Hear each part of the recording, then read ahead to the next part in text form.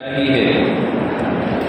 اس پارے کے شروع میں جو صورت ہے وہ صورت سورہ یوسف ہے، اور سورہ یوسف کے اندر اللہ رب العالمین نے حضرت یوسف علیہ السلام کا قصہ ذکر کیا۔ حضرت یوسف علیہ السلام کے قصے کے بارے میں اللہ رب العالمین کیا فرماتے ہیں کہ یوسف علیہ السلام کا قصہ یہ تمام کے تمام انبیاء کرام کے قصوں میں سے سب سے بہترین قصہ ہے۔ حضرت یوسف علیہ السلام ایک نبی تھے، ان کے والد حضرت یعقوب علیہ السلام وہ بھی نبی تھے، ان کے دادا حضرت اسحاق علیہ السلام وہ بھی نبی تھے۔ تو حضرت یعقوب یوسف علیہ السلام ان کا خاندان نبیوں کا خاندان ہے۔ حضرت یوسف علیہ السلام کے بھائیوں میں ان کے 11 بھائی تھے، جن میں سے ایک بھائی ان کی ماں سے تھے اور اس کے علاوہ 10 بھائی دوسری ماں سے تھے۔ حضرت یوسف علیہ السلام کے بھائیوں نے انہیں کنویں میں ڈالا، اور جب اللہ رب العالمین نے حضرت یوسف علیہ السلام کو کنویں سے نکالا تو ایک عورت نے ان پر الزام لگایا، جس کی بنا پر ان کو جیل میں جانا پڑا، اور حضرت یوسف علیہ السلام تقریباً 7 سال تک جیل میں ہوتے ہیں۔ لیکن اس کے بعد اللہ رب العالمین نے حضرت یوسف علیہ السلام کو کے بارے میں فرمایا کہ وَكَذَلِكَ مَكَّنَّا لِيُوسُفَ فِي الْأَرْضِ، کہ ہم نے حضرت یوسف علیہ السلام کو ملک کا قابض بنا دیا۔ یعنی اللہ تعالیٰ نے اتنے سارے آزمائش کے بعد سرزمین مصر کے خزانے پر مقرر کر دیا کہ یوسف علیہ السلام خزانے کے مالک ہو گئے۔ اور جب یوسف علیہ السلام خزانے کے مالک ہو جاتے ہیں تو آگے اللہ رب العالمین کیا فرماتے ہیں، وَلَا نُضِيعُ أَجْرَ الْمُحْسِنِينَ، کہ اللہ رب العالمین اس دنیا کے اندر جو بھی لوگ بھلائی کا کام کرتے ہیں ان کے نیکیوں کو کبھی ضائع نہیں کرتا۔ حضرت یوسف علیہ السلام پر آزمائش آئی، انہوں نے صبر کیا، ان کے والد پر آزمائش آئی، انہوں نے اس پر صبر کیا، لیکن جب صبر کرتے ہیں تو اللہ رب العالمین ایک دن انہیں بادشاہت عطا کرتا ہے، یہ ان کا اجر ہے۔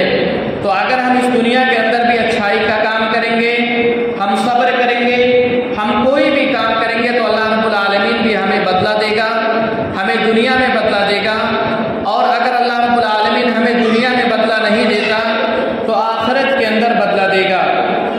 اسی طرح سے اس صورت کے اندر اللہ رب العالمین نے ایک سوال پوچھا۔ اللہ تعالیٰ کیا فرماتے ہیں کہ میں تم میں سے جسے چاہتا ہوں رزق دیتا ہوں اور جسے چاہتا ہوں رزق نہیں دیتا۔ اللہ رب العالمین جسے چاہتا ہے مالدار بناتا، جسے چاہتا ہے غریب بناتا۔ اس کے بعد اللہ رب العالمین کیا فرماتے ہیں، وَفَرِحُوا بِالْحَيَاةِ الدُّنْيَا، کہ اے لوگوں تمہیں کیا ہو گیا، تم دنیا کی زندگی میں خوش ہو گئے، دنیا تمہیں حاصل ہو گئی، تم اس میں مست ہو گئے۔ وَمَا الْحَيَاةُ الدُّنْيَا فِي الْآخِرَةِ إِلَّا مَتَاعٌ، جبکہ اللہ تعالیٰ کیا فرماتے ہیں کہ دنیا کی زندگی یا آخرت کے بالمقابل میں ایک حقیر چیز ہے۔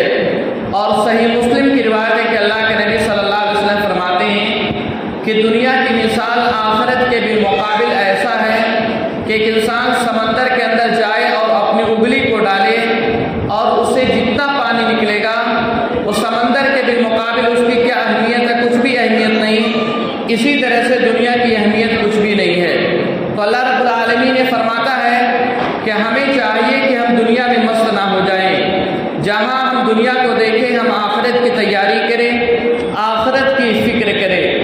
اسی طرح سے اس سورے کے اندر، اس پارے کے اندر اللہ رب العالمین کیا فرماتے ہیں، قُلْ مَنْ رَبُّ السَّمَاوَاتِ وَالْأَرْضِ، کہ اے نبی اکرم صلی اللہ علیہ وسلم آپ لوگوں سے سوال کریں کہ آسمان اور زمین کا رب کون ہے، یعنی آسمان کو کس نے بنایا، زمین کو کس نے بنایا۔ قُلِ اللَّهُ، تو آپ جواب دے دیجئے کہ آسمان اور زمین کو بنانے والا اللہ رب العالمین ہے۔ اس کے بعد اللہ رب العالمین سوال کرتے ہیں کہ جب آسمان اور زمین کا رب اللہ رب العالمین ہے، آسمان اور زمین کو اللہ رب العالمین نے بنایا، تو پھر تم کیوں اللہ رب العالمین کے علاوہ دوسروں کی حمایت بنا بیٹھے ہو، یعنی اللہ کو چھوڑ کر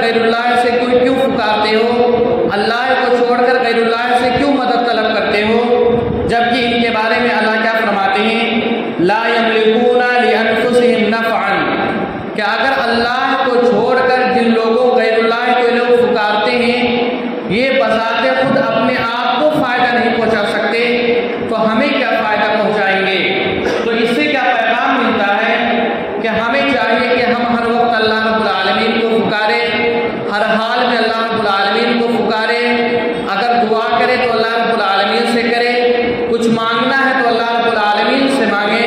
اللہ رب العالمین کے علاوہ غیر اللہ کے سامنے ہم اپنے آپ کو نہ جھکائیں، غیر اللہ کے سامنے اپنے سر کو نہ جھکائیں۔ اللہ تعالیٰ سے دعا ہے کہ اللہ رب العالمین ہمیں ان باتوں پر عمل کرنے کی توفیق عطا فرما۔ اللہ تعالیٰ ہمیں اس بات کی توفیق عطا فرما کہ حضرت یوسف علیہ السلام کے قصے سے ہم عبرت حاصل کریں۔